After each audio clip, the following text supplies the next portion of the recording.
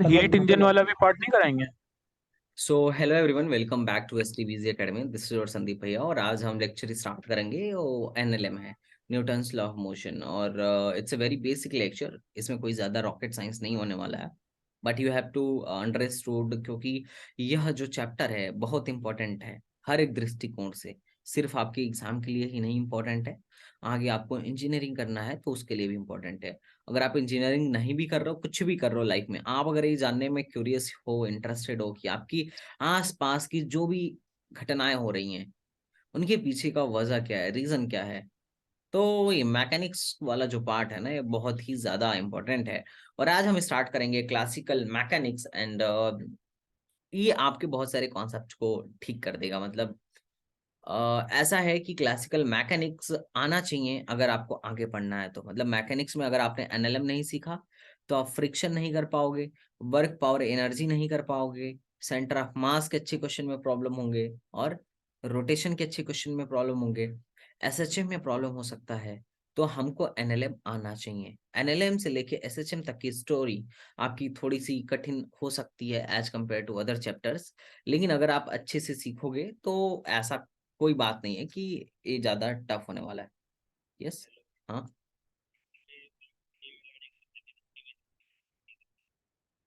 STBGonline@gmail.com। ठीक है, ओके, ठीक है। तो ये चैप्टर आपको धैर्य पूर्वक सीखना है। और यह चैप्टर पढ़ाने से पहले मैं आपसे एक ही सवाल करूंगा, क्या आपने मेरे वेक्टर के चारों लेक्चर देख लिए हैं? क्या आपको वेक्टर का बेसिक आता है? सर बेसिक ही आता है, जैसे कंपोनेंट लेना, बेसिक ही एडिशन, आता है। हमने डॉट 4 लेक्चर बोले थे। Product addition subtraction. Dot product, ये सर क्रॉस मैं फुल प्रोडक्ट। करा हूँ सर। हमने 4 क्रॉस लेक्चर बोले प्रोडक्ट थे, कर लिया है कि नहीं कर लिया है? यस और नो में जवाब दो। No sir. यस सर, नहीं, कर लिया नो सर। सर। यस जो सर। नहीं किया है वो अपना खामियाजा भुगतेगा। अगर आज एनएलएम के मैं 3 चैप्टर पढ़ा दिया ना, 3 लेक्चर कर दिया ना, उसके बाद से तुम्हें एनएलएम पल्ले नहीं पड़ेगा, ये ध्यान रखना। सर अगर बेसिक भी आता है, रिजोल्यूशन करना, हाँ तो कंपोनेंट देखो, लेना। अगर तुम्हें लग रहा है कि तुम्हें आता है तो अच्छी बात है, जी और सर, सर नहीं आता है कंपोनेंट तो वगैरह लेना आता है। It's your fault. ठीक है, अब तक क्या झक मार रहे थे, क्या कर रहे थे? इतने दिन से चिल्ला रहा हूँ। सर मैंने आपका नहीं देखा, मैंने एक बहुत तुम छोटा कहीं वन से शॉट देखे हो देखा। हमको नहीं मतलब है, कहीं से तुमने देखा हो, तुम्हें आना चाहिए, क्योंकि जी विदाउट सर। वेक्टर कुछ नहीं है, हो चुका काम। ठीक है। Yes sir. तो सर इट्स लगभग योर करने पड़ेगा। रिस्पॉन्सिबिलिटी। कल भी ऑफ था क्लास, और उसके बाद भी अगर तुम लोगों ने नहीं किया तो इसमें मैं कुछ नहीं कर सकता हूँ, और तुम अपना खुद का नुकसान कर रहे हो। ठीक है। और no one is responsible for it. इसके लिए ना तो हम जिम्मेदार हैं और ना कोई और, इसके लिए सिर्फ और सिर्फ आप ही जिम्मेदार हैं, और इसका परिणाम भी आप ही को भुगतना पड़ेगा। ठीक है, हमारा तो काम क्या है? बताना, सिखाना। हम आपको बता सकते हैं, सिखा सकते हैं, अगर आप उसके बाद भी काम नहीं कर रहे हो तो ये आपकी रिस्पॉन्सिबिलिटी है। ठीक है, चलो, बाकी मुझसे जितना हो पाएगा मैं डेफिनेटली बताने की कोशिश करूंगा। तो शुरू करें गाइस? जी चलिए शुरू कर। Yes sir. तो यस आज का सर। जो अपना बहुत ही शानदार सा लेक्चर है, that is Newton's law of motion, हम इसको बहुत ही प्यारे तरीके से करने वाले हैं। अब तूने बचपन में पढ़ा होगा न्यूटन के 3 नियम। न्यूटन ने कितने लॉज दिए थे? तो उसने 3 लॉज दिए थे, और पूरा का पूरा क्लासिकल मैकेनिक्स इस पे आधारित है। तो हम पहले समझते हैं। अब देखो, क्लासिकल मैकेनिक्स में हम किसी भी ऑब्जेक्ट को जनरली एक पॉइंट मास की तरह ट्रीट करेंगे, खासकर एनएलएम में। तो an object can be consider, point mass क्या होता है? एक ऑब्जेक्ट कंसीडर किया जा सकता है as a point object if during the motion in a given time it cover a distance much larger than its own size. मान लो, मान लेते हैं ये क्या है, क्या नाम है इसका, अटूफा है। मान लेते हैं 4 फुट की बॉनी है। ठीक है, उसके बाद इसने क्या किया, मान लो 1000 की दूरी तय किया, 1000 किलोमीटर चल के आई है। तो इस मोशन में 1000 के सामने 4 फीट जो इसकी हाइट है, कुछ है क्या? नहीं है ना, नो नहीं है ना। No sir. सर। तो नो सर। अगर मैं बहुत दूर से देखूं तो ये दूरी तो मुझे बहुत ज्यादा दिखेगी, पर इसकी लंबाई जो है मुझे पॉइंट मास जैसे दिखेगी। तो इस मोशन के लिए मैं अपने सहूलियत के लिए इसको एज अ पॉइंट सर आवाज मास फंसा है। ट्रीट करूंगा। क्या ट्रीट करूंगा? Point as a mass. Point mass. अब पॉइंट मास इसलिए मैं ट्रीट कर रहा हूँ क्योंकि अभी तुम्हें आगे समझ में आ जाएगा कि अगर ये पॉइंट मास होने के बजाय कोई और होता तो उसमें क्या प्रॉब्लम होता है, उसमें बहुत सारे केसेस बन जाएंगे, रोटेशन का, टपलिंग का, फलाना का, ढमका का। समझ में आ रहा है? जैसे मान Yes, लो ये मेरा फोन है, मैं इस पे एक फोर्स लगा रहा हूँ इधर से 10 न्यूटन, 10 न्यूटन यहाँ पे लगा रहा हूँ, और इधर लगा रहा हूँ 20 न्यूटन, इधर भी लगा रहा हूँ 10 न्यूटन। तो अगर मैं ट्रांसलेटरी मोशन के हिसाब से देखूं तो एफ इक्विवेलेंट कितना है इस पे, एक इधर से फोर्स लग रहा है और एक इधर से फोर्स लग रहा है, नेट फोर्स कितना है? 0। 0. Yes, तो sir. नेट फोर्स 0 होने का मतलब ये होता है कि ये इक्विलिब्रियम में होगा, या कोई भी मोशन नहीं करेगा। ये मोशन तब नहीं करता जब ये पॉइंट मास होता। अगर ये पॉइंट मास होता ना तो इधर से 10 न्यूटन लगा और इधर से भी 10 न्यूटन लगा, तब तो ये इक्विलिब्रियम में है। लेकिन पॉइंट मास होने के बजाय अगर पॉइंट मास नहीं होता, तो अगर तुमने इधर से 10 लगाया और उधर से 10 लगाया, तो ये ट्रांसलेटरी तो नहीं करेगा पर घूम जरूर जाएगा, रोटेटरी हो जाएगा। कितने लोग Yes, sir. तो Yes, that's the sir. Point mass is very important. अभी हम आगे इसके कॉन्सेप्ट को देखेंगे, ठीक है? पॉइंट मास का कॉन्सेप्ट सिंपली मैथ, मतलब एक मैथमेटिक्स की point mass is a mathematical concept जो सिंप्लीफाई करने के लिए यूज किया जाएगा प्रॉब्लम्स को। बात समझ में आ रहा है? बात समझ में आ रहा है? हम Yes, sir. इसके Yes, sir. डायमेंशन को 0 मानेंगे, पॉइंट का भी डायमेंशन 0 होता है, तो हम पॉइंट मास के डायमेंशन को भी 0 मानेंगे, ठीक है? ये पॉइंट मास समझ में आया, पहली बात। दूसरी बात, inertia. What is inertia? Inertia देखो, वैसे तो इनर्शिया 3 टाइप का होता है। मतलब इनर्शिया हो सकता है कि एक सिंपल इनर्शिया हो। अब सिंपल इनर्शिया जैसे मैं बता रहा हूँ, जैसे मेरा फोन है, यहाँ पे रखा हुआ है, ये क्यों नहीं अपने आप चल रहा है, या क्यों क्यों ऐसा, मतलब ऐसा होना चाहिए ना कि कोई भी चीज जो है अपने आप नहीं चल रही है, हमें अगर इसको चलाना हो तो एक फोर्स लगाना पड़ेगा, और एक Yes, sir. फिक्स्ड फोर्स है। अगर मान लो इसको चलाने के लिए मुझे 100 न्यूटन का फोर्स लगाना है इसको धक्का देने के लिए, तो 100 न्यूटन से अगर कम फोर्स लगा के धक्का दूंगा तो ये नहीं चलेगा, है ना? Yes, Yes, sir. sir. Reason ये है, रीजन है कि इसका इनर्शिया, इनर्शिया वह प्रॉपर्टी है, पहली बात, इनर्शिया वह प्रॉपर्टी है जो अपने अंदर होने वाले, अपने स्टेट में होने वाले होने वाले परिवर्तन का विरोध करता है, चेंज का अपोज करता है। जैसे अगर कोई चीज मोशन में है, तो अगर तुम्हें उसे रोकना है ना, तो रोकने का विरोध करेगा। Are you getting my point? नहीं Yes, समझ? मतलब क्या सर? ऐसे सोच, ऐसे सोच, तुझे अभी फील हो जाएगा। मान ले तू बस में बैठा हुआ है, बस तेरा जा रहा है, ट्यूनिंग ट्यूनिंग ट्यूनिंग आगे जा रहा है बहुत तेजी से, अचानक ब्रेक मारा, क्या होगा तेरे साथ? आगे पहले की आगे तरफ, की ओर आगे की चले तरफ झुक जाएंगे. जाएगा। Yes sir. रीजन क्या है? रीजन ये है कि देख, जब बस जा रहा था तो तेरा पैर किसके संपर्क में था? बस के सतह के संपर्क में था। अब यस बस सर. के सतह के संपर्क में है तो क्या है, तेरा बस जिस स्पीड से है, मतलब बस और तेरा पैर दोनों मोशन में है, लेकिन तेरी पूरी बॉडी फुल मोशन में है ना। अरे बस चल रहा है तो उसके साथ तू भी तो चल रहा है, तू भी मोशन में है कि नहीं? Yes yes sir. तेरे और बस के बीच की रिलेटिव मोशन 0 है। लेकिन जैसे ही ब्रेक लगा, जैसे ही ब्रेक लगा तो बस तो रुक गया। अब बस रुक गया तो तेरा पैर भी रुक गया, लेकिन तेरे बाहर, तेरा ऊपर का पोर्शन क्या है, वो अभी भी मोशन में है, यस तो सर। झुक गया। तो ये किसकी वजह से हुआ? That is a part of inertia, that is because of inertia. बात तुझे समझ में आ रही है? यस सर, क्लियर है। मतलब जिसका इनर्शिया जितना ज्यादा है, उसके स्टेट में चेंज कराने के लिए उतना ज्यादा फोर्स की रिक्वायरमेंट होगी। जैसे ऐसा समझ ले, जैसे ऐसा समझ ले, एक छोटा सा गोला है 1 किलो का, और एक बड़ा सा गोला है 100 किलो का। इन दोनों को तुझे हिलाना है यहाँ से, किसके लिए ज्यादा फोर्स की रिक्वायरमेंट होगी? ऑफकोर्स 100 kg के लिए, yes, sir. और इसके लिए कम। लेकिन अगर ये दोनों एक बार चल देना, तो अगर रोकने की जरूरत पड़े तो किसको रोकने के लिए ज्यादा फोर्स की आवश्यकता पड़ेगी? Sir 100 kg. 100 kg की, और इसके लिए कम जरूरत पड़ेगी। रीजन क्या है? क्योंकि 100 kg का इनर्शिया ज्यादा है। डेफिनेटली अगर बात करें इनर्शिया किस बात पे डिपेंड करता है, तो जो सिंपल इनर्शिया मास है पे. वो मास पे. मास पे डिपेंड करता है। किस पे Yes, डिपेंड sir. करता है? मास पे। जिसका जितना ज्यादा मास उसका उतना ज्यादा इनर्शिया, है कि नहीं? अच्छा, एक होता है Yes, sir. Moment of inertia. Moment of inertia भी होता है। ये क्या करता है? रोटेशनल मोशन का अपोज करता है। क्या करता है भाई? रोटेशनल मोशन का अपोज करता है। इनर्शिया ट्रांसलेटरी मोशन का अपोज करता है कि नहीं? अपने अंदर होने वाले परिवर्तन का अपोज करता है कि नहीं? और एक हम Yes, sir. इनर्शिया पढ़ेंगे ईएमआई में चल के आगे, ठीक है, कि अपने अंदर होने वाले फ्लक्स के परिवर्तन का भी अपोज करेगा, ठीक है? बात समझ में आ रहा है? मैं लेंज का नियम तुम्हें पढ़ाऊंगा आगे चल के, या मैंने पढ़ाया हुआ है, उस वीडियो को जब तुम देखोगे तो तुम्हें याद आएगा। तो इनर्शिया समझ गए? इनर्शिया किस पे डिपेंड करेगा? सीधा सीधा इनर्शिया किस पे डिपेंड करेगा? Mass पे. मास पे। मास पे ही डिपेंड करेगा, ओनली मास पर डिपेंड करेगा। अच्छा, अब तीसरा टर्म जो अपने को सीखना है एनएलएम पढ़ने से पहले, वो है लीनियर मोमेंटम। अब लीनियर मोमेंटम का कॉन्सेप्ट बहुत सिंपल है। मान लेते हैं ये अपनी अटूफा है, ठीक है? कितने किलो की होगी? जनरली मान लेते हैं 60 केजी की अटूफा। अब इसका स्पीड क्या है? मान लो v है। इसने क्या करा? अब स्पीड है तो ये क्या कर रही होगी? मोशन कर रही होगी, चल रही होगी, यही ना? हाँ या ना? Yes, sir. चल रही है ना? तो ये मोशन कर रही है, चल रही है। तो अगर तुमसे पूछा जाए कि चाचा एक बात बताइए इसका मोमेंटम कितना है, तो momentum is the nothing, momentum is the multiplication, मतलब वेलोसिटी में मास का मल्टीप्लाई कर दो, mass into velocity. Mass into velocity. अच्छा, वेलोसिटी कैसा क्वांटिटी है?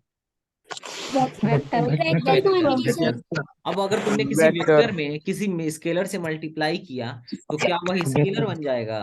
Vector बनेगा, sir. नहीं, वेक्टर ही बनेगा। वेक्टर मैंने तुम्हें वेक्टर सिखाया है कि अगर कोई वेक्टर है, उसमें किसी नंबर से मल्टीप्लाई कर दो, मान लो 2 से 3 से, तो उसके डायरेक्शन में कोई फर्क नहीं पड़ेगा अगर पॉजिटिव Yes, नंबर है sir. तो। याद है? अच्छा, अगर दो वेक्टर हैं, मान लो ये वेक्टर ए है और ये वेक्टर बी है, अगर इनका गुणा किया जाए तो इनमें दो तरीके का गुणा होता है। मान लो एक रिजल्टेंट आ क्रॉस और रहा एक है डॉट. ए डॉट बी, अगर तुमने इनका डॉट प्रोडक्ट किया तो जो क्रॉस रिजल्टेंट होगा. आएगा वह स्केलर आएगा। कैसा आएगा Scalar बेटा? होगा, sir. Yes, sir. और अगर इनका तू क्रॉस प्रोडक्ट किया होता Vector आएगा. तो आता रिजल्ट इनटू वेक्टर होता।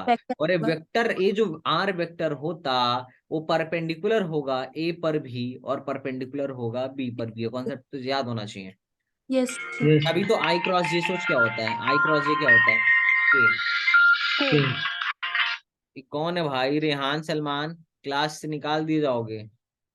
अब तू देख, के जो है आई पे भी परपेंडिकुलर है और जे पे भी परपेंडिकुलर है। कितने लोग बात को समझ पा रहे हैं? Yes, sir. Linear momentum Yes, मतलब ये sir. जो आपने ऑब्जेक्ट लिया है ये कहीं जाके टकराएगा नहीं, मतलब ये ऐसे v वेलोसिटी से ही चलता रहेगा, तभी pm टकराने से क्या लेना देना बेटा?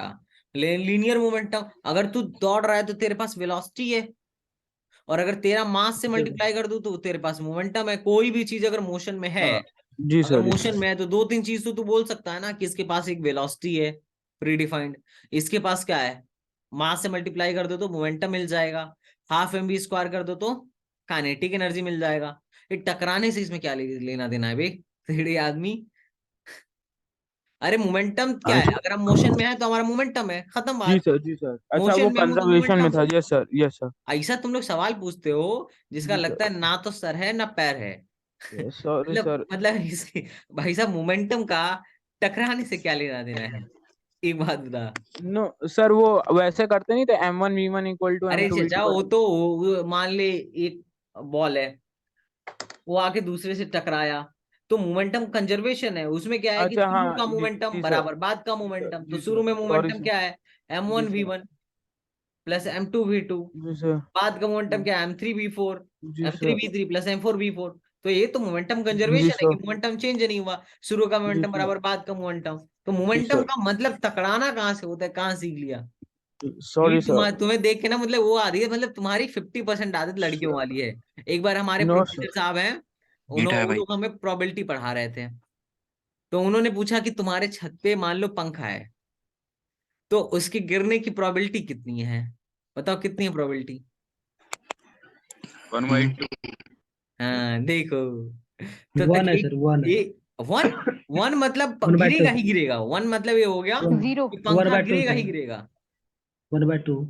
1/2। अबे गधे नॉट के डिफाइंड। गधे, मैं बता रहा हूँ। ऐसे ही थी एक दीदी, वो भी कह रही है सर 0.5 1/2 होगा। उन्होंने पूछा कैसे, तो उन्होंने बोला सर दो ही पॉसिबिलिटी है, या तो पंखा गिरेगा या तो पंखा नहीं गिरेगा। मतलब मतलब अगर तुम्हें लग रहा है कि अगर पंखा के गिरने की पॉसिबिलिटी है तो सोचा लगवा ही क्यों रहे हो? फिर तो मरना तय है, मतलब तुम्हारी जिंदगी 50% में चल रही है, कभी भी मर सकते हो, है कि नहीं गधेड़े? हम जब भी कोई इंस्ट्रूमेंट लगाते हैं या कोई भी चीज वो करते हैं तो हम मान के चलते हैं निगेटिव चीज की पॉसिबिलिटी क्या है, 0 है। अबे यार अगर मुझे पता है कि Yes, मैं sir. पंखा लगवा रहा हूँ और वो गिरेगा ही गिरेगा, मतलब अगर 50 बार लगवाएंगे चलाया ही नहीं। जाए या अगर 100 बार चलाया जाए तो उसमें 50 बार ही गिरेगा। ठीक है, तो क्या मतलब है लगवाने का भाई? मरना है जी क्या? सर। तो सर इसकी एक ही पॉसिबिलिटी क्या लगवा होगी? लेंगे। इस कॉस में पॉसिबिलिटी क्या होगी? 0। तो इनका जो तुक था वो कहीं से इससे रिलेटेड नहीं था। जैसे तुम पूछ रहे हो कि मोमेंटम का मतलब टकराना, क्या मामला है भाई गधेड़ा? चल भाई, तो ये मोमेंटम तुझे समझ में आया? अरे Yes, मोमेंटम समझ sir. में आया? मोमेंटम का बराबर क्या होता है? Mass MV. Into V. ठीक है, भी अब देख दो बात बताऊंगा तुझे, दो बात बताऊंगा, दो इक्वेशन बताऊंगा और दोनों जरूरी है। न्यूटन फर्स्ट लॉ समझते थे।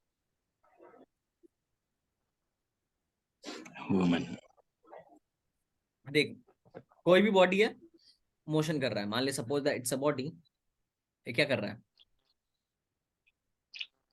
मोशन कर रहा है, और मोशन कर रहा है v वेलोसिटी से, तो इसकी स्पीड, इसका इसका मोमेंटम क्या है? mv है।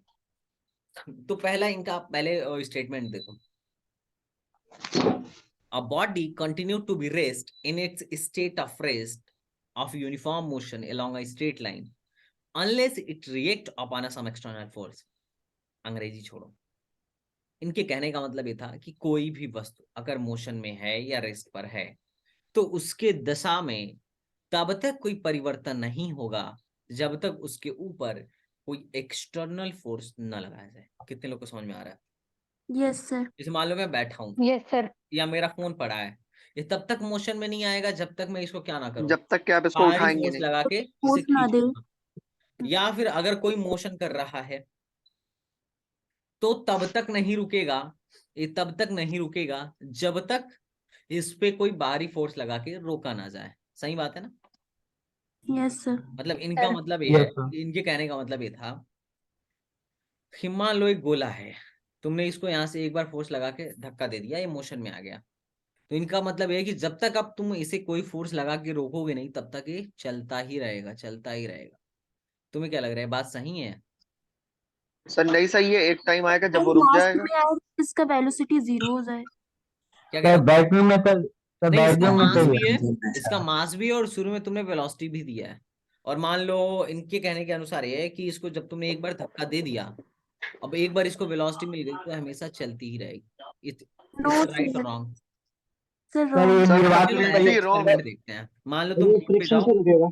एक बॉल ले लो, अगर बैटरी में से गधेड़े सर इसको सुनो, फेंकेंगे तो ये एक टाइम पे रुक ही जाएगा। रुको यार, एक रोड पे जाओ और एक बॉल ले लो, इसको तुम क्या करो, एक बार मोशन में ला दो, मास है ही है और वेलोसिटी है ही है, एक इसको एक बार मोशन में लेके आ जाओ और तुम इसको छोड़ दो। तो इनके अकॉर्डिंग ये क्या नहीं होना चाहिए, रुकना नहीं चाहिए, मोशन में ही रहेगा क्योंकि कोई एक्सटर्नल फोर्स नहीं लग रहा है। तो बताओ ये रुकेगा या तुम रोड पे अगर तुम चलाओगे तो रुक जाएगा एक टाइम के बाद, या चलता ही रहेगा अनंत काल तक? रुक जाएगा। जाएगा तो आएगा sir. सर उस पे स्टैटिक फ्रिक्शन लगेगा ना, इस वजह से रुक क्यों भाई, जाएगा बाद। न्यूटन फर्स्ट लॉ गलत है क्या फिर? नहीं सर, फोर्स लगाइएगा सर उतना दूर ही जाएगा सर। मतलब न्यूटन फर्स्ट लॉ का तो अवहेलना हो गया, तो क्या गलत है? हमारे एक्सपेरिमेंट तो उससे तो रिजल्ट आ नो ही सर, रहा उसे भी रोकने सर के लिए वो भी gravity था। सर आप जितना एक्सटर्नल फोर्स लगाइएगा सर उतना ही दूर ही जाएगा सर। है। सर अच्छा सर, एक चीज ये बताइए, जैसे बॉल रोल कर लिए तो एक टाइम पे उसके ऊपर कुछ फ्रिक्शन भी लगेगा, तो वो फ्रिक्शन एक्सटर्नल में नहीं आएगा ना, वो इंटरनल फोर्स में ही आ जाएगा ना? और कोई कुछ ज्ञान देना चाहेगा? चलो, अच्छा चलो बात करते हैं। जब तुमने इसको, जब तुम यहाँ पे नॉर्मली जब तुम उसको क्या करोगे, मोशन में लेके आओगे, मान लो ये v वेलोसिटी से बॉल तुम्हारी चल रही है, तो तुम्हें पता होगा, तुम्हें पता होना चाहिए कि जिस रोड पे तुम इसको क्या कर रहे हो, रोल करा रहे हो, वहां पे क्या लग रहा है, फ्रिक्शन नाम का फोर्स लग रहा है। एंड फ्रिक्शन फोर्स जो होता है एक्सटर्नल फोर्स होता है, तो इसी की वजह से ये रुक रहा है। अगर ये फ्रिक्शन 0 होता, या मोटा मोटी बात कहें कि कोई एक्सटर्नल फोर्स नहीं होता स्पेस में, अगर मैं तुम्हें स्पेस में ले जाके धक्का दे दूं ना, तो तू अनंत काल तक घूमेगा, रुक ही नहीं सकता है।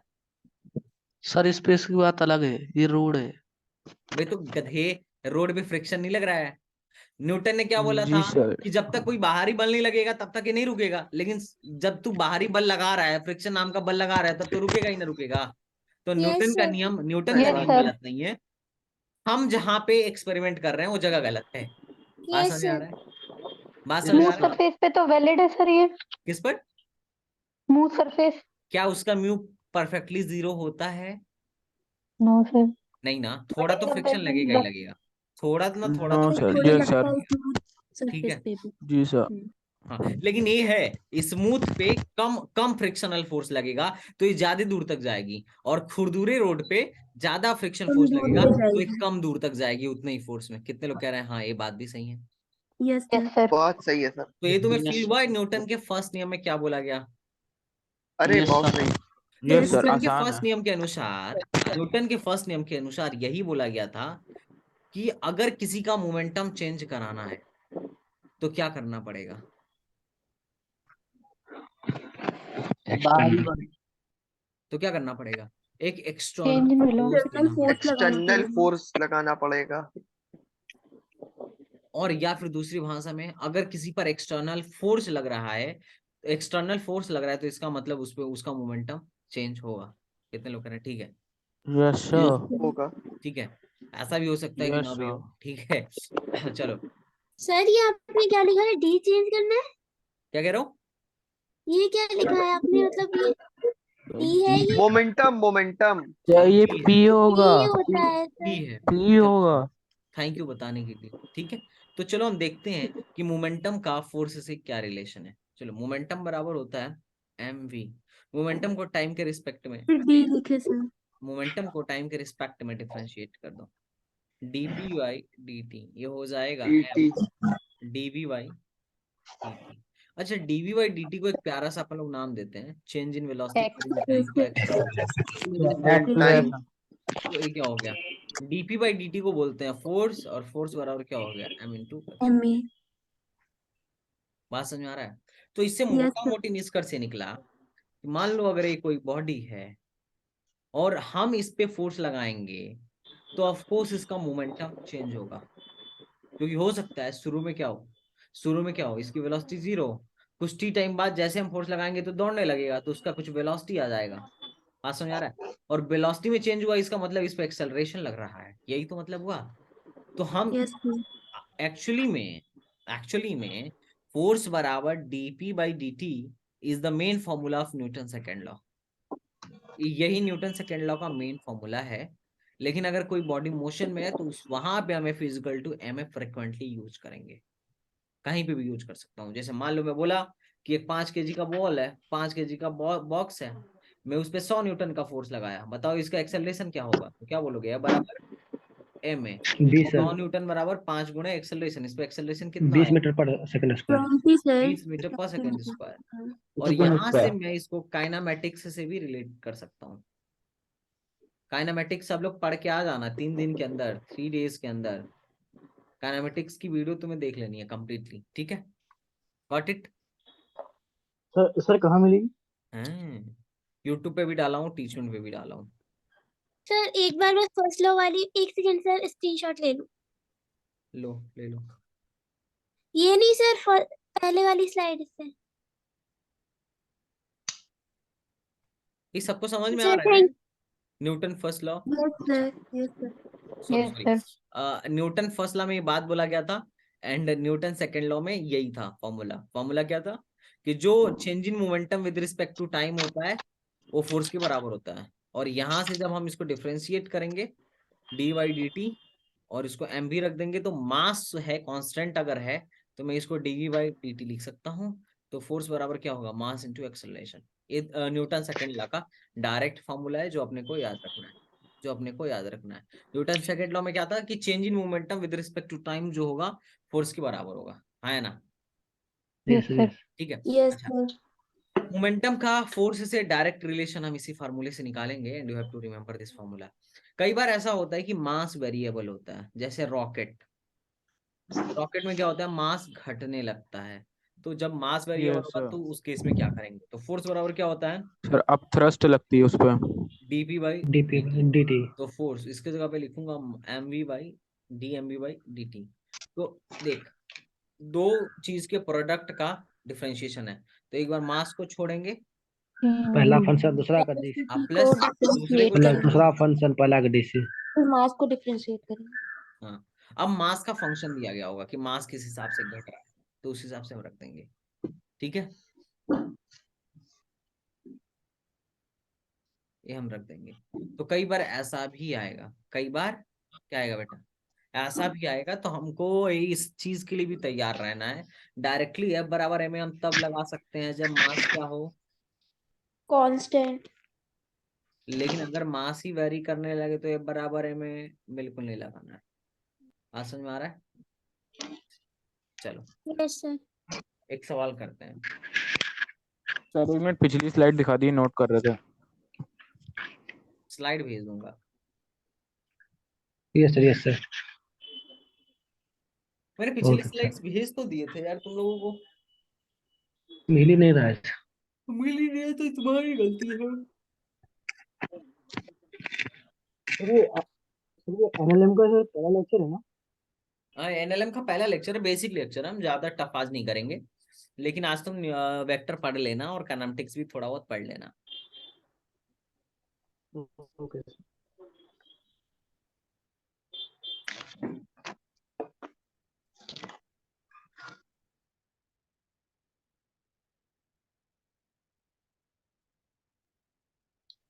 सर इसका बी होगा 1000 न्यूटन।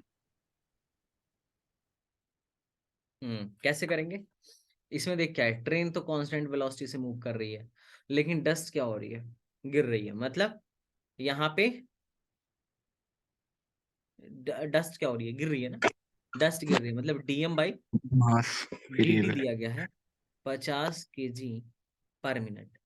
तो बोल रहा है कि इसको कांस्टेंट स्पीड से मूव कराने के लिए कितना फोर्स लगाना पड़ेगा, यही है ना,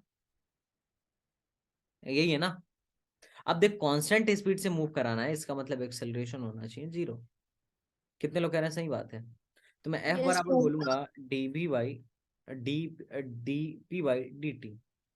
F की जगह पे मैं क्या लिखूंगा, mv बाई dt। एक बार क्या करो, वेलोसिटी को डिफरेंशिएट करो, तो dv बाई dt प्लस एक बार मास, चूंकि मास वेरी कर रहा है तो वेलोसिटी छोड़ के मास को डिफरेंशिएट करो। अब हमें dv बाई dt क्या चाहिए, 0, कांस्टेंट स्पीड चाहिए ना जी, v क्या चाहिए, यस सर। कांस्टेंट चाहिए।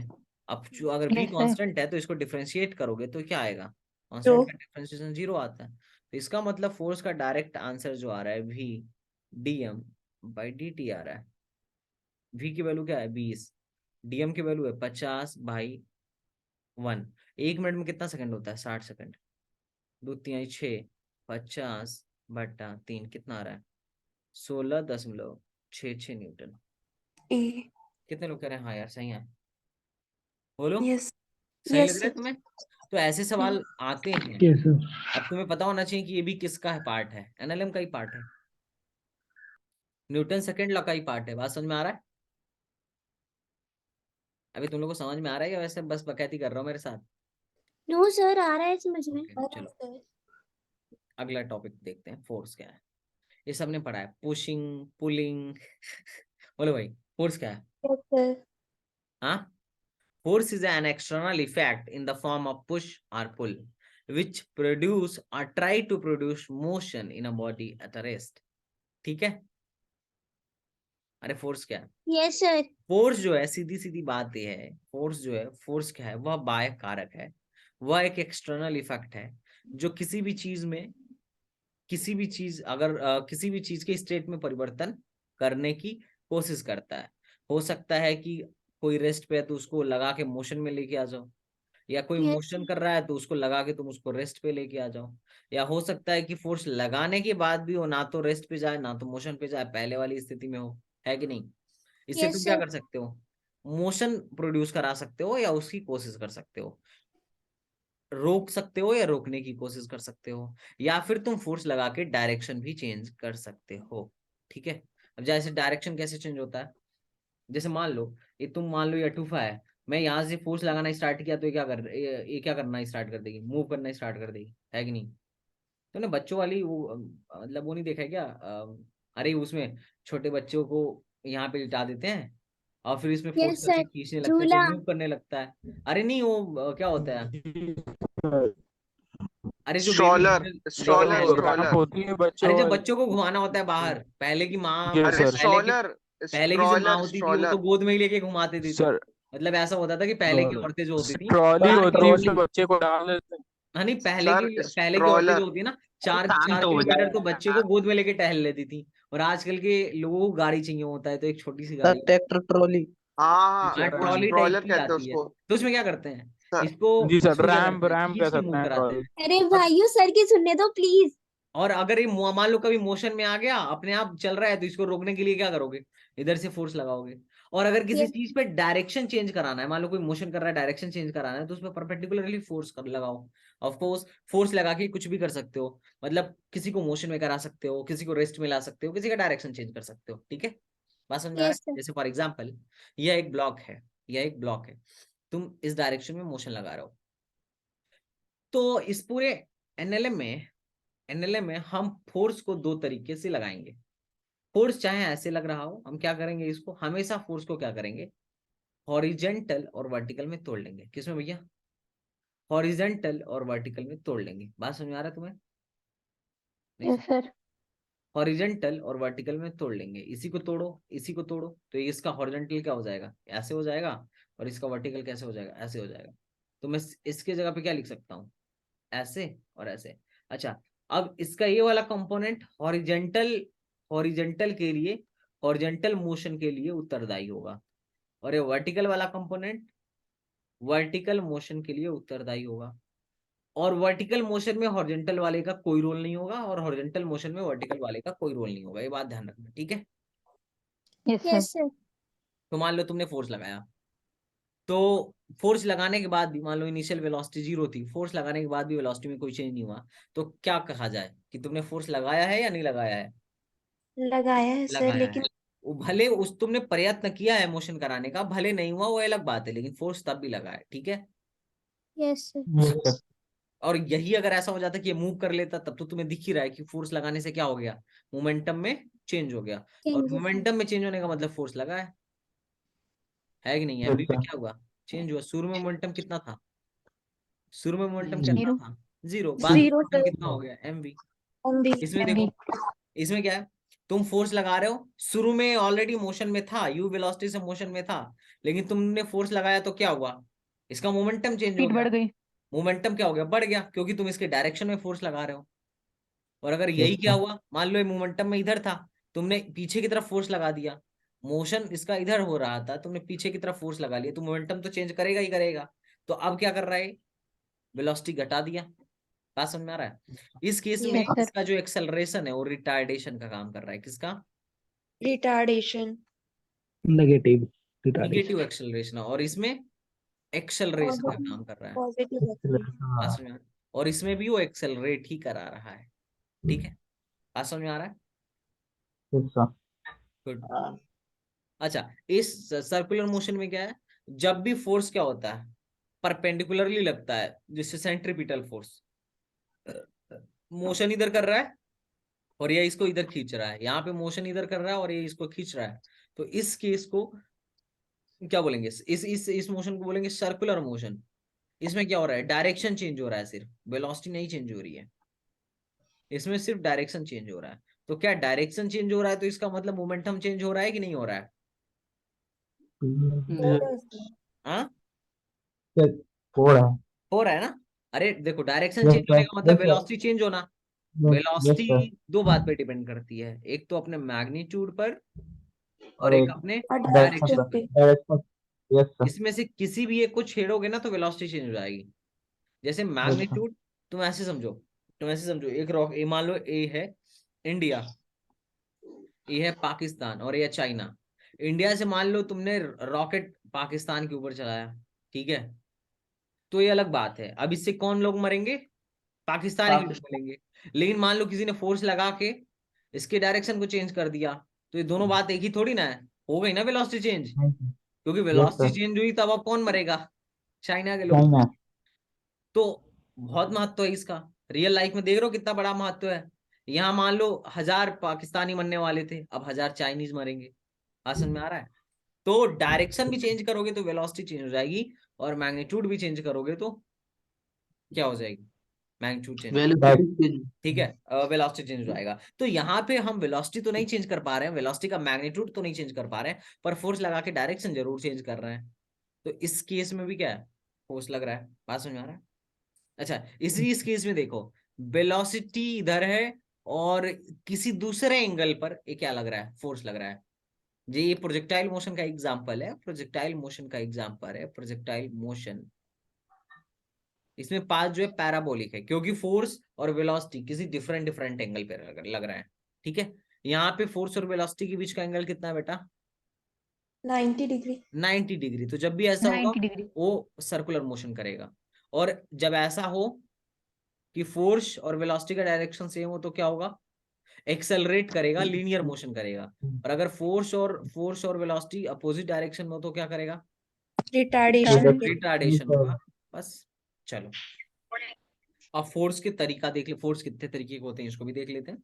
तो there are two types of force, conservative and non conservative force. बात समझ में आ रहा है? बात समझ में आ रहा है? Yes yes sir. Sir. Yes sir. Conservative force क्या होता है? ये बड़ी जरूरी चीज है, क्योंकि हम कंजर्वेटिव फोर्स के लिए ही आगे पोटेंशियल एनर्जी डिफाइन करेंगे।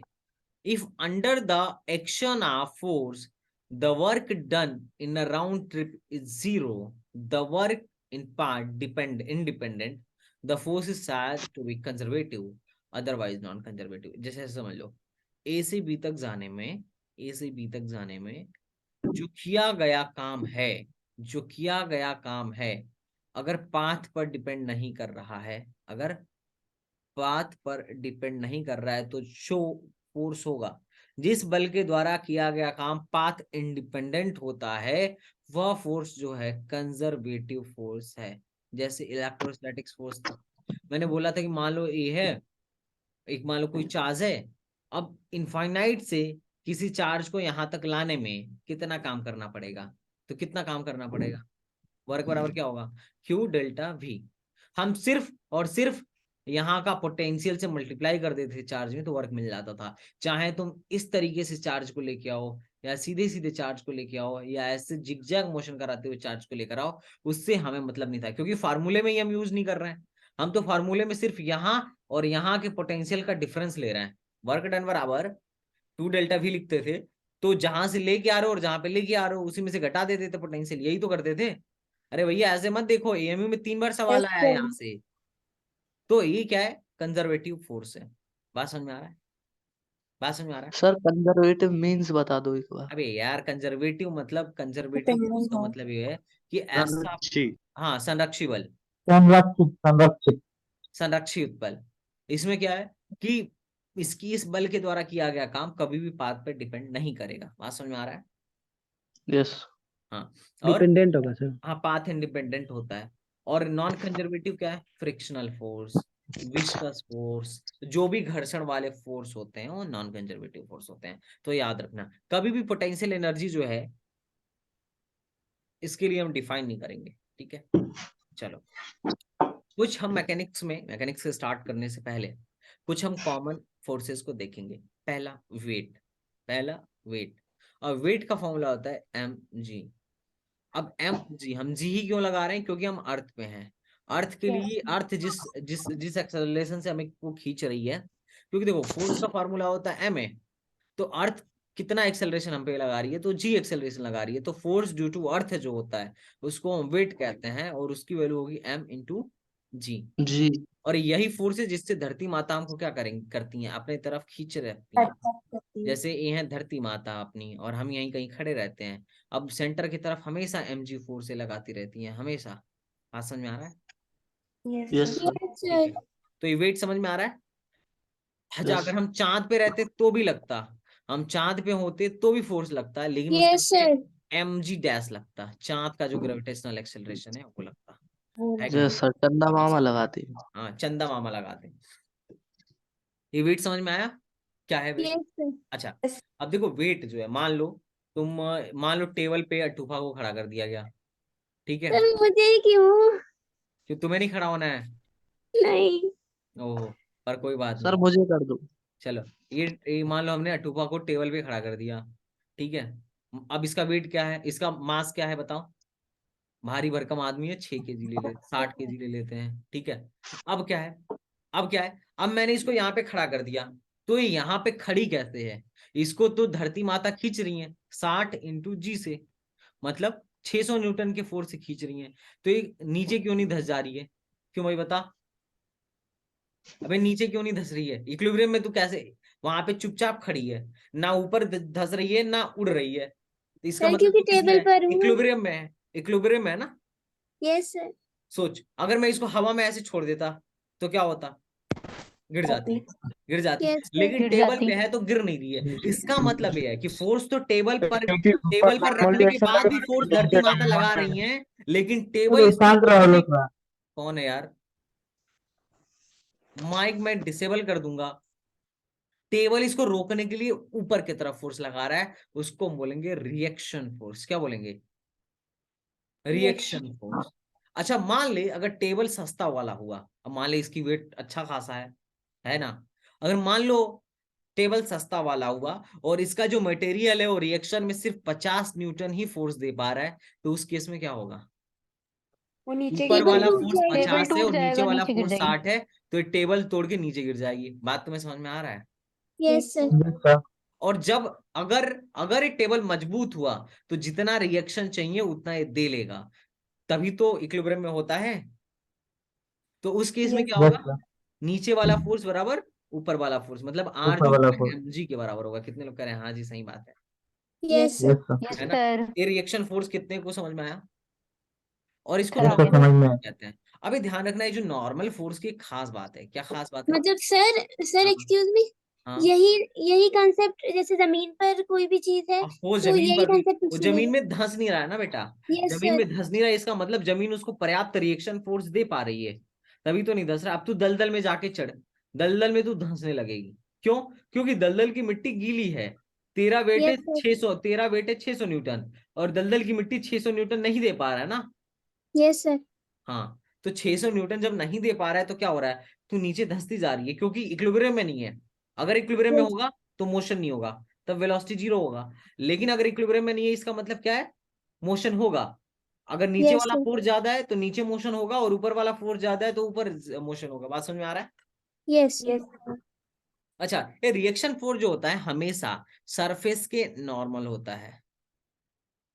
क्या होता है बेटा, सरफेस के नॉर्मल होता है। Normal to the surface. तू कभी देखा है तू कैसे कूद पाता है, तू धरती को क्या करता है ना, पीछे धक्का देता है, तो धरती भी तुझे आगे धक्का देती है, तब तो कूद पाता है। हल्क तुमने देखा इतना लंबा लंबा छलांग लगाता है, कैसे, उसके पास पावर इतना ज्यादा है कि धरती पे बहुत तेज, धरती को बहुत तेजी से पुश करता है पीछे की तरफ, तो धरती भी उसे बहुत तेजी से पुश करती है आगे की तरफ। जैसे तुझे इसका एक्सपेरिमेंट करना हो तो तू कभी नाव पे चलियो, नाव पे चढ़ जाइयो पानी में से, और जब उतरना हो ना तो तू नाव को पीछे धक्का दियो एक बार, नाव भी तुझे धक्का देके ज्यादा दूर तक आगे करेगी। यस कभी सर। एक बार देखियो। तुम लोग तो खैर कभी गांव में गए नहीं होगे, पर मेरे गांव के तो बगल में नदी है, मैं तो जाता था। सर मैं तो गांव में ही रहता हूँ। तुम्हारे गांव के बगल में नदी है, या तुम्हारे गांव में नदी है कोई। यस मेरे सर। गांव मेरे घर के गंगा पास है। नदी। यार गंगा नदी है, बहुत बढ़िया यार। चलो अब बात करते हैं कि अगर मान लीजिए साहब ऐसा हो, ऐसा सरफेस हो। अब देख, ऐसे सरफेस पे रखा है तो आसान है, लेकिन ऐसे सरफेस पे रखेंगे तो नॉर्मल किधर लगेगा, तो इस सरफेस के परपेंडिकुलर, ये सरफेस दिख रहा है इसके परपेंडिकुलर नॉर्मल लगेगा। सरफेस ऐसा था तो नॉर्मल ऐसा लग रहा था, अब सरफेस ऐसा है तो नॉर्मल ऐसा लगेगा। बात समझ में आ रहा है। देख, यस यस सर। सर। हर बार यस आर सर। mg के बराबर हो ये जरूरी नहीं है, डिपेंड करेगा। देखिए जैसे यहाँ पे mg किधर लगेगा, नीचे की तरफ लगेगा, और वर्टिकली, क्योंकि धरती माता हमेशा रेडियस के अपने सेंटर की तरफ खींचती है।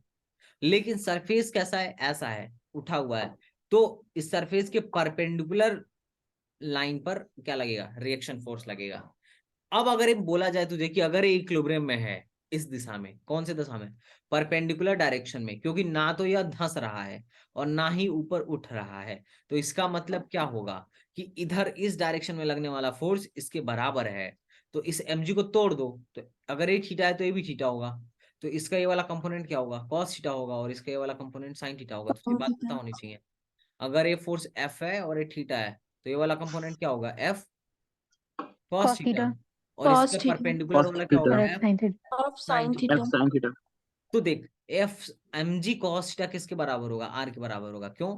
क्योंकि ना तो यह इस वेज के अंदर धंस रहा है और ना ही ये उड़ रहा है। इसका मतलब ये है कि इस डायरेक्शन में इक्विलिब्रियम पे है। हाँ, ये अलग मसला है कि इस डायरेक्शन में इक्विलिब्रियम में नहीं है तो धीरे धीरे नीचे आना स्टार्ट हो जाएगा। बात समझ में आ रहा है? यस कितने सर। लोग को समझ में आ रहा है? Yes sir. सर इस yes पे भी एक sir क्वेश्चन आया था ना। बहुत क्वेश्चन, एक नहीं बेटा, बहुत क्वेश्चन आया है। जा ओके सर सर। जी सर। हाँ देख, अब अगला फोर्स क्या है। अगला फोर्स जो है that is tension force. Tension force, जैसे मान लेते हैं यहां से एक रस्सी रस्सी बांध देते हैं, ठीक है, ठीक है, और अटूफा को यहाँ लटका दिया जाए। अब जब शुरू में मान लो नहीं लटकाया गया है तो क्या होगा, रस्सी वैसी ढीली लूज हुई लूज रहेगी। तू बता, यस सर। हवा लगेगा तो उड़ जाएगी, इधर उधर लहरा रही होगी। लेकिन अटूफा को जी लटका सर। दिया जाए तो क्या अब इसमें तनाव आ जाएगा, टेंशन आ जाएगा। Yes yes yes sir. Sir. हाँ यस सर। एग्जैक्टली। तो इसमें एक फोर्स अब लगने लगा। और पता है, तू सोच, मैं बता रहा हूँ, तू सोच, अटूपा यहाँ है, इस पे फोर्स कितना लग रहा है, mg एम जी नीचे की तरफ, क्योंकि अर्थ खींच रही है ना।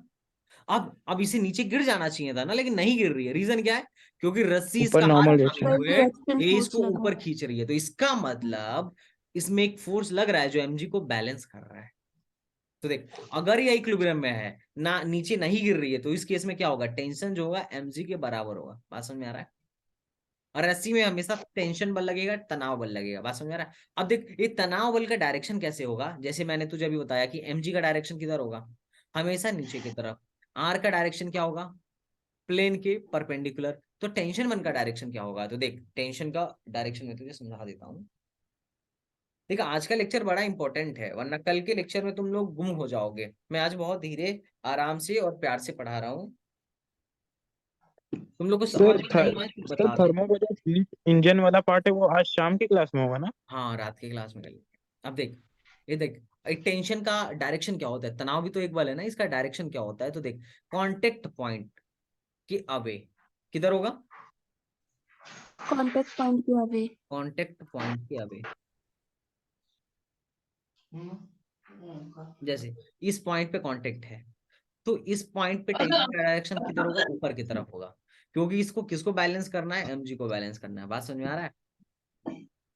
और यहाँ पे अगर कांटेक्ट पॉइंट लिया जाए, इसको काट के बस इतना देखा जाए, तो इस पॉइंट पर टेंशन फोर्स किधर होगा, इधर की तरफ होगा, कांटेक्ट पॉइंट के अवे। कितने लोग कह रहे हैं ठीक है, बोलो। Yes sir. मतलब सर जहाँ पर किसी भी चीज को बांधा है उसकी उसी के साइड होगा। उसके अवे होगा, उसके सर साइड नहीं होगा, अगर उसके मान अवे। लीजिए जो स्ट्रिंग है उसका भी कुछ मास हो और जो ऑब्जेक्ट हमने लटकाया है उसका मास हो तो क्या हाँ, तो होगा? उसके मास की वजह से भी एक उस स्ट्रिंग पे भी एक ग्रेविटेशनल फोर्स लगने लगेगा।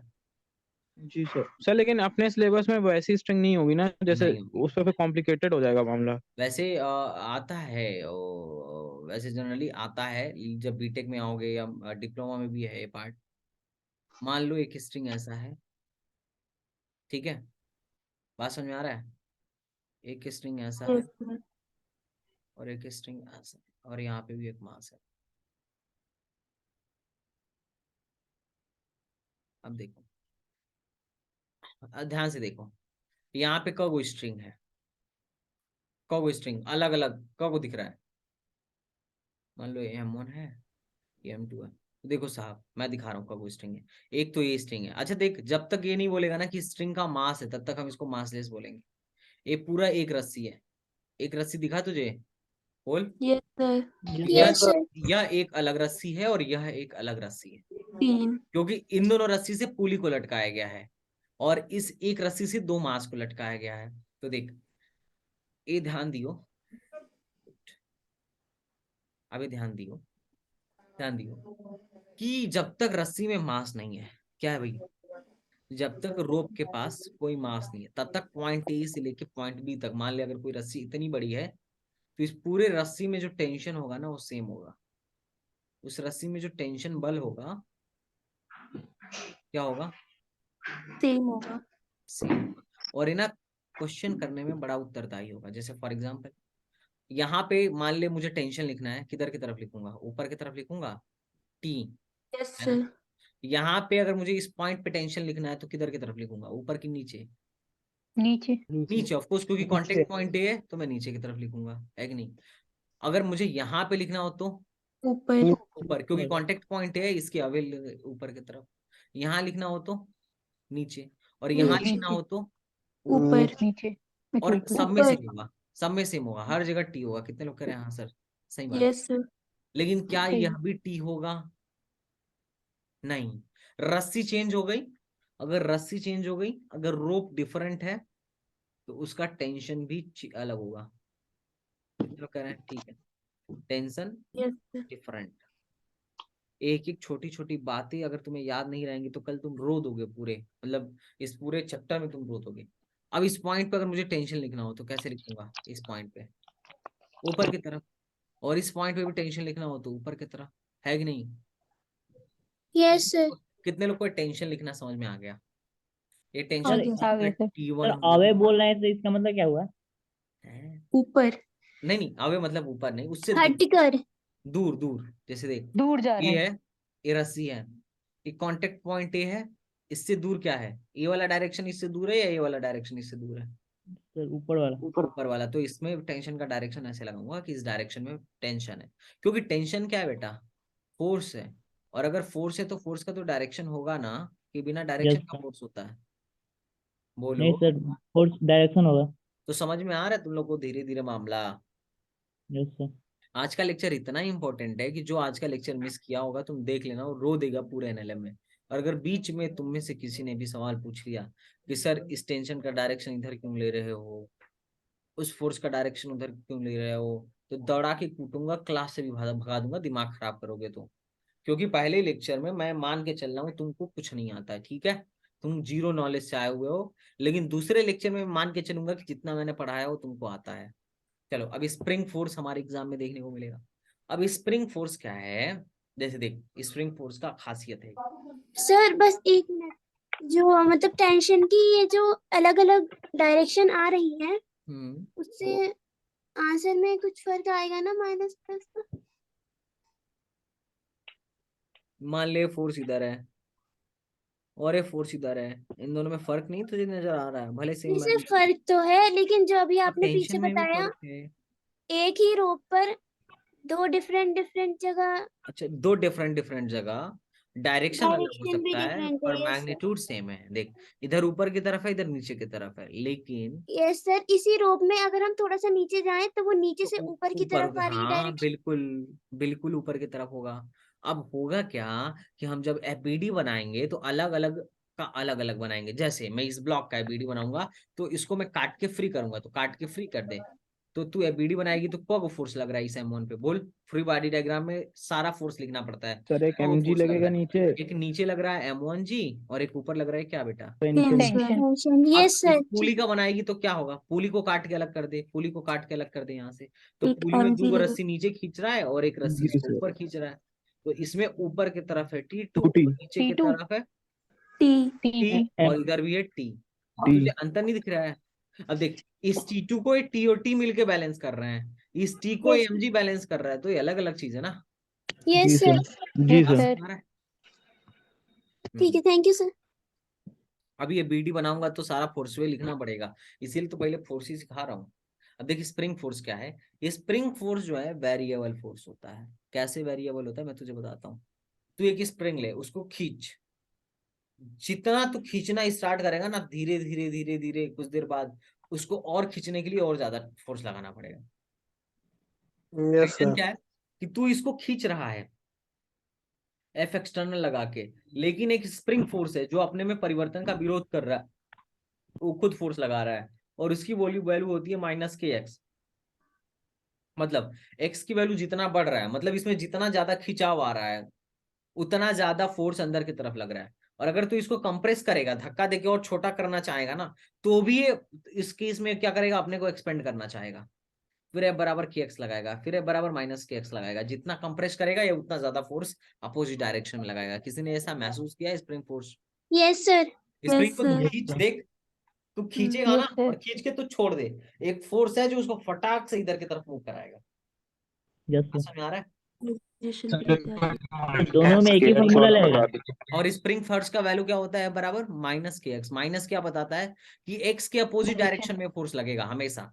एक्सपेंशन होगा तो एक्सपेंशन का विरोध करेगा, और इसका कंप्रेशन होगा तो कंप्रेशन होगा। कंप्रेशन का विरोध करेगा।